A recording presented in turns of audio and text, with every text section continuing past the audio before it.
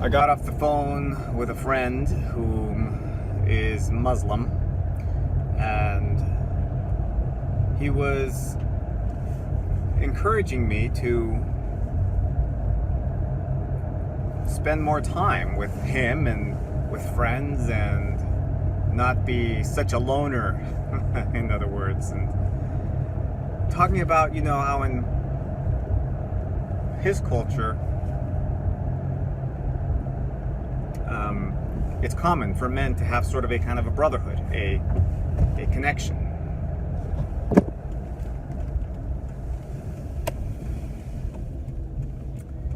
To which I responded with, well,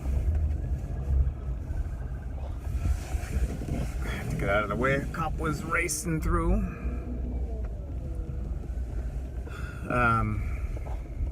To which I responded with, well,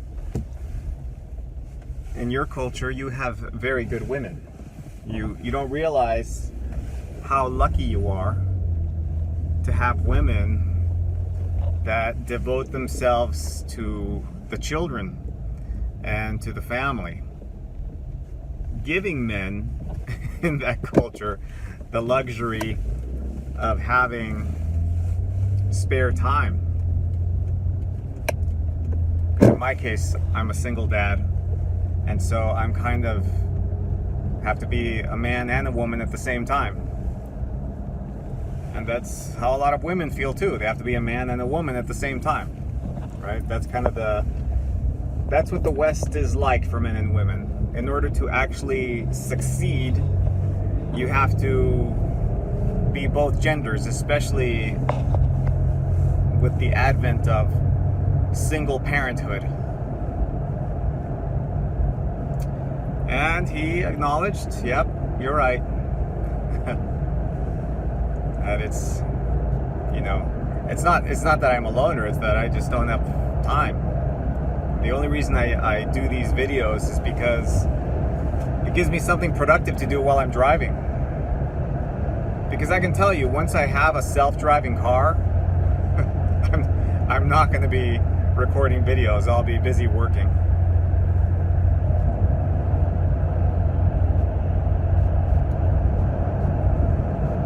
So we are in a very strange time period for parents.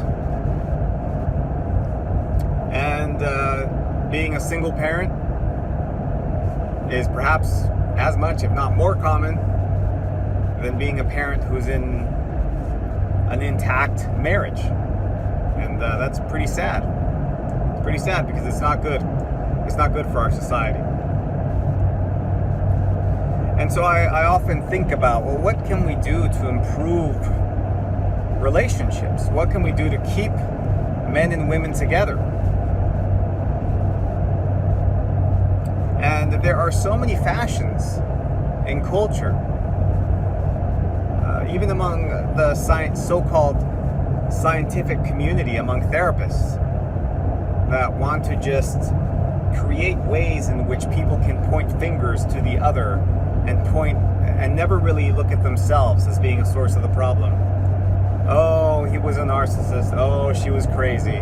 Like, on and on and on with name calling and excuses. By the way, I have a pretty radical hypothesis or theory on narcissism, or replace narcissism with whatever, any personality disorder out there that tends to get in the way of relationships working. And that is that there is no such thing as, enter the word you chose, as a narcissist, for example. There is only narcissism. And this, I think, is a fairly radical and new idea. Meaning that narcissists don't actually exist outside of there being a relationship dynamic. So, in other words,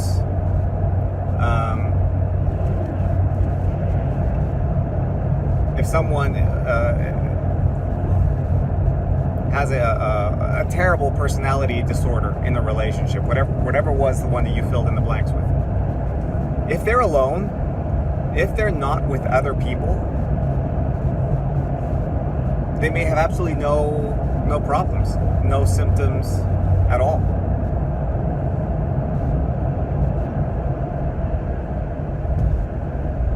And so perhaps the issue isn't that there is a personality disorder. It's that the dynamics of the environment produce a reaction to it in a particular person. I think all of us in the modern era are fishes outside of water. We've all been sort of plucked out of our natural environment, some of us more than others. We each have unique genetic proclivities that were evolutionarily conditioned over thousands of years to deal with a particular kind of environment and set of variables. And now we're all just in this weird melting pot, refusing to melt, you know?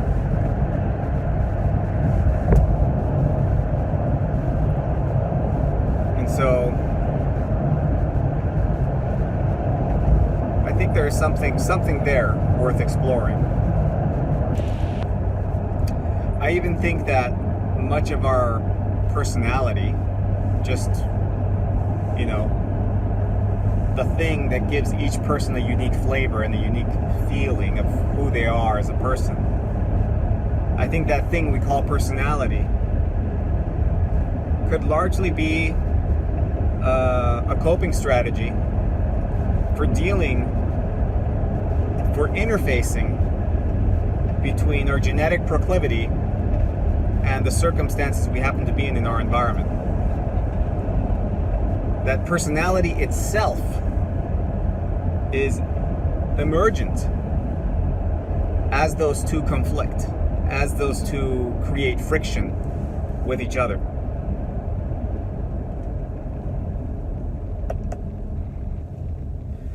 Because if you think about it, if we weren't fishes out of water, if we could dial back time and just create one human tribe, no competing tribes, just one tribe, one race, and we speed up the passage of time, and we watch this tribe sort of grow and develop and prosper. No competing tribes, nothing. They just completely culturally harmonious. No no political conflict. It's just they're united. Imagine that. Imagine a sort of homogeneity of culture. Obviously no immigration. It's just all from inside out. Just grows. This tribe grows.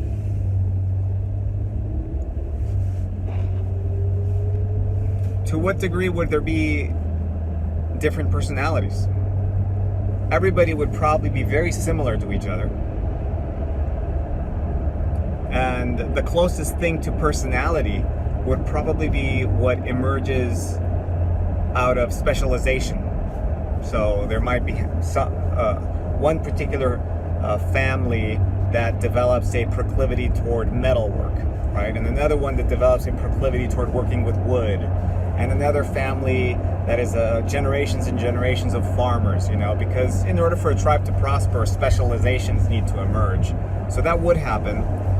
And there probably would be differing, subtle differences in personality and proclivities that would emerge out of the specialization.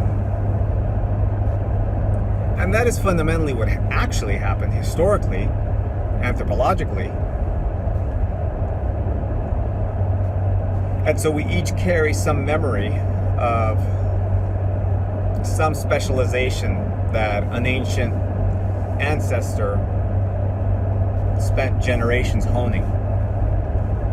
But over the past several centuries, we've been thrown here, thrown there, conquered, invaded, or done the conquering, shipped over for slavery. I mean, it's just, we've been mixed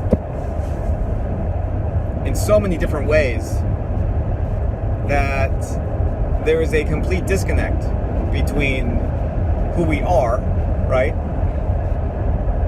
And by that I mean genetically, what did evolution design this body to do?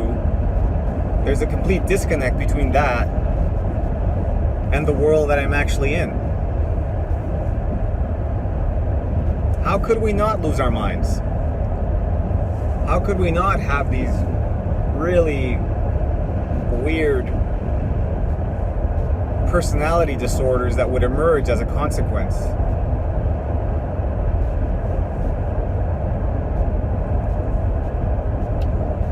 And to bring this back to relationships and the issues that we have with modern day pair bonding, I think love and romance has been like a low-hanging fruit that people in their reproductive age latch onto for meaning. And to somehow, if you can find the one, you can perhaps find your tribe in a way. It's a desire to connect with something very ancestral and very broken, not realizing that that is asking a little bit too much out of that person.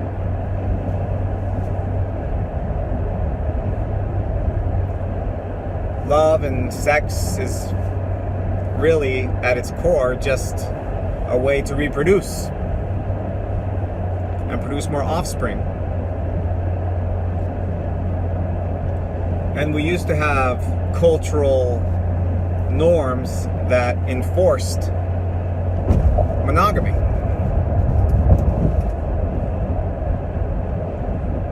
There are several countries in the world where divorce, for example, is outright illegal. Like, once you marry, you're stuck.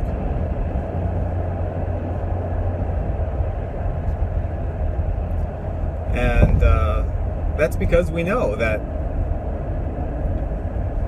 society is ultimately better off with intact families. The individuals, the mother and the father, may be living through hell, but it's better for society in the long run. At least that is what the numbers show.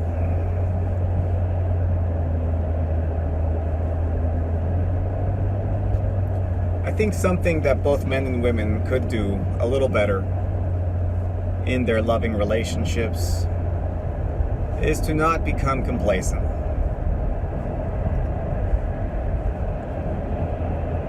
You know, because there is that desire to want to use the romantic partner as a solution for a lot of things that are broken within us.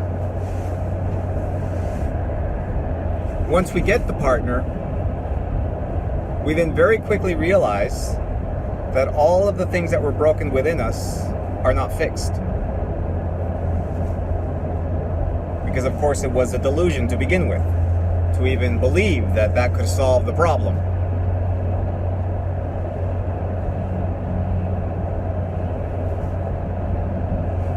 So what I would advise to men and women is to every day be grateful that you have someone who is trying to devote their life to you.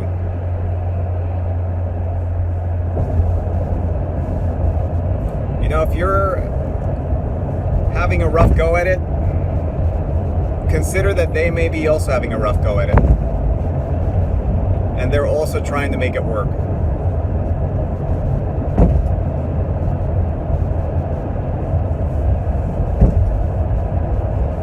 So don't become complacent. Don't become too comfortable. This is true of all things in life. You get a job with a great employer. Then 2 years into it, you find yourself complaining about how much you hate your employer. You know? They might be paying you a good salary, good benefits, and there you are just like waxing on about they do things incorrectly, or they overwork you, or they're abusive in some way. It's like, try gratitude on for size. Just try it, just for a little bit. Just be a little grateful. And never stop courting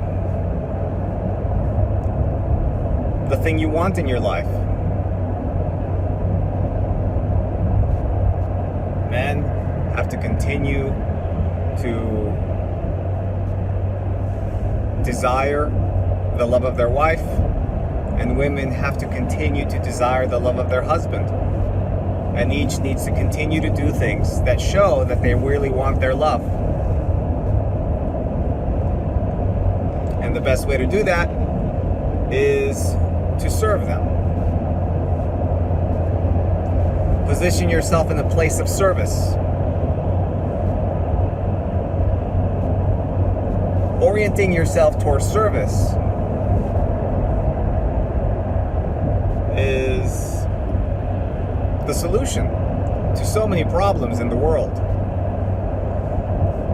Because if you don't do that and you orient yourself toward number one, right?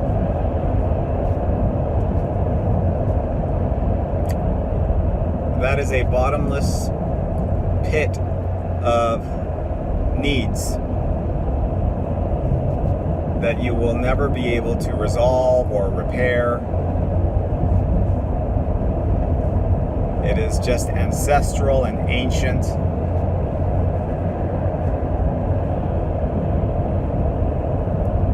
We've been, all of us, plucked out of our natural environment long ago.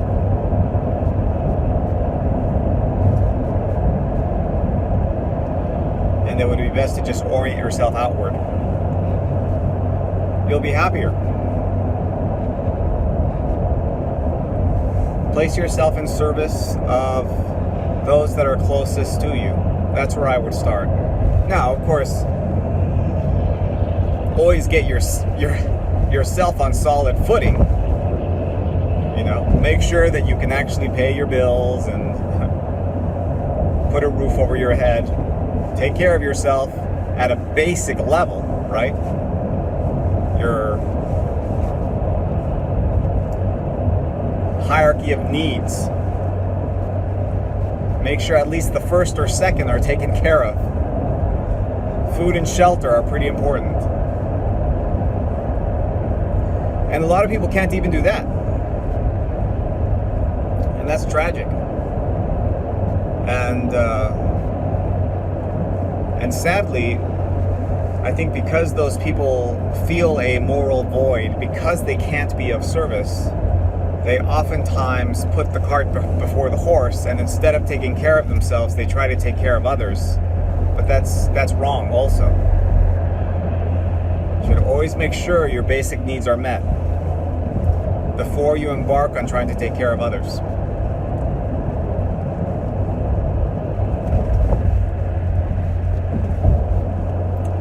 So anyway, those are my ramblings for the day.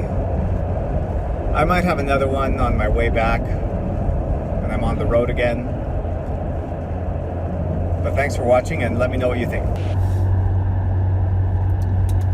Okay, I'm back.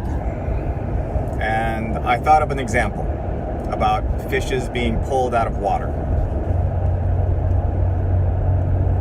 For instance, there are people who are just well suited for classical Christian ideals.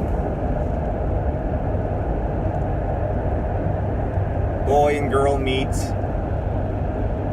they marry and stay married for life, have children and grandchildren, celebrate Christmas, you know, the picture perfect scenario. The American dream. that ideal narrative and story, as beautiful as it is, and as perhaps something we should aspire to as a culture, is not necessarily well suited for everyone. Some people should really be single their whole life. Some people are just not suited for romantic relationships. There are people who are asexual, for example, who just have no desire for either the same sex or the opposite sex.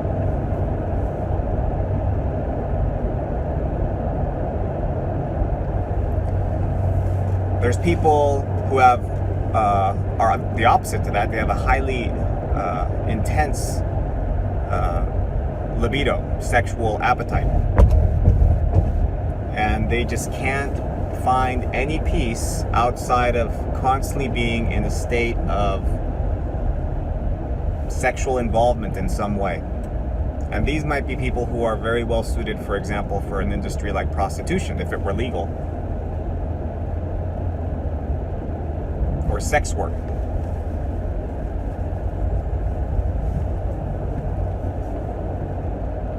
People have all these different proclivities. And the thing that I think liberals get right is that they don't want to be cubbyholed by a conservative idea of what is proper and what is good. They want more freedom. Now, unfortunately, what has happened instead is we've created a weird hybrid of freedom with hyper-regulation,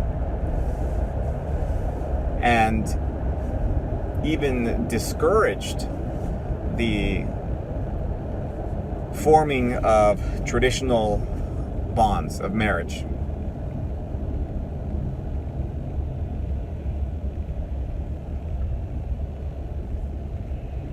I would prefer a culture that has an ideal, the one I originally described, and is unashamed of that ideal and does everything it can to encourage the formation of that ideal. In other words, nothing in the law that would encourage the dissolution of marriage like we currently have, but instead an enormous amount of incentive to stay together and have a monogamous pair bond. All the while allowing people to choose a different path, a different lifestyle. Allow people to find meaning in life outside of marriage, which unfortunately I think we have too much of that in modern day society, where people have found most meaning through work, not family. I think we've gone a little too far toward individualism in our society.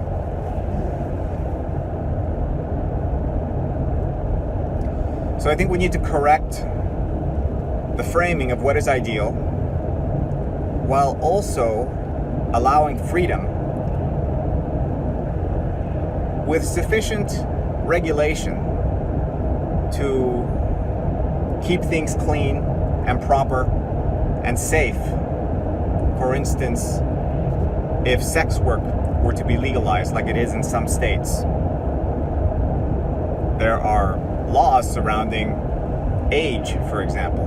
And in my opinion, even those states that legalize it probably have it too young. I think sex work should be legal after age 30.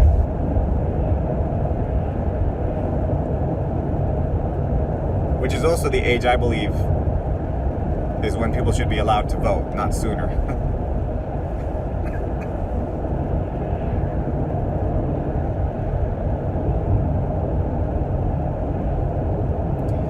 So, because we live in a society where you just can't fit in. Nothing is proper anymore other than to hate your own society. It's not proper to be in a traditional family structure. That's frowned upon. If you lead a completely independent, hedonistic lifestyle, that's frowned upon. No matter what you do, you can't win. And so people find themselves living day in and day out with contradictions all over the place.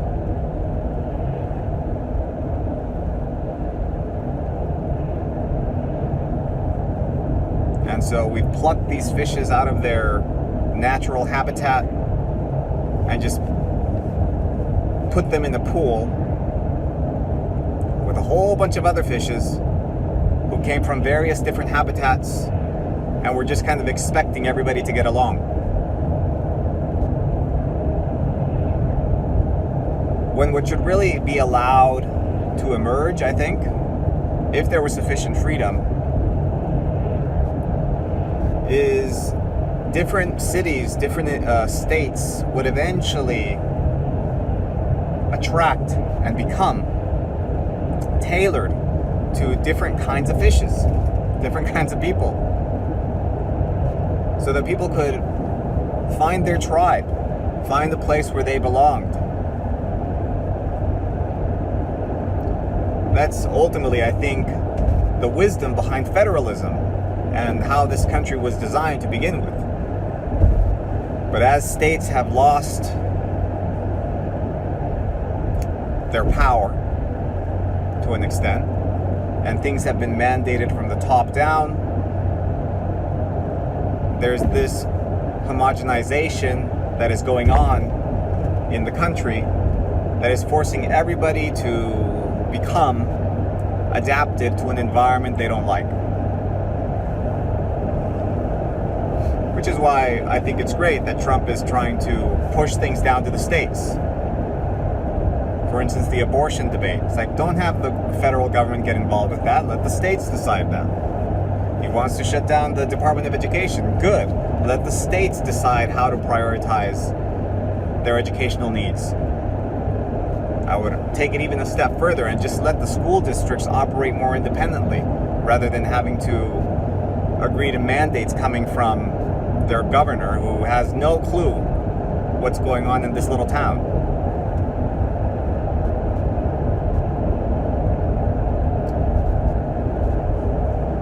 So, maximizing liberty with sufficient regulation to keep people safe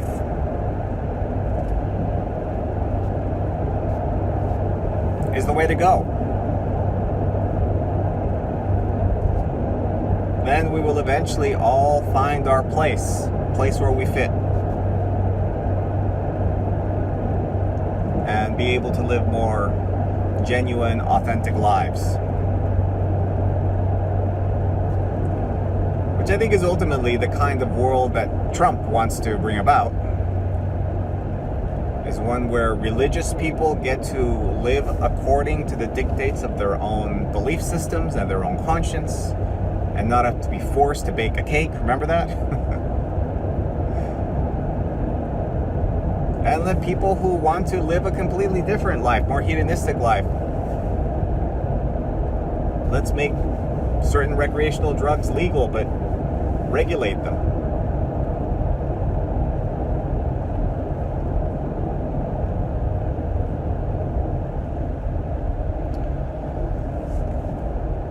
We need to, I think, loosen up a little bit and focus on very common sense regulation.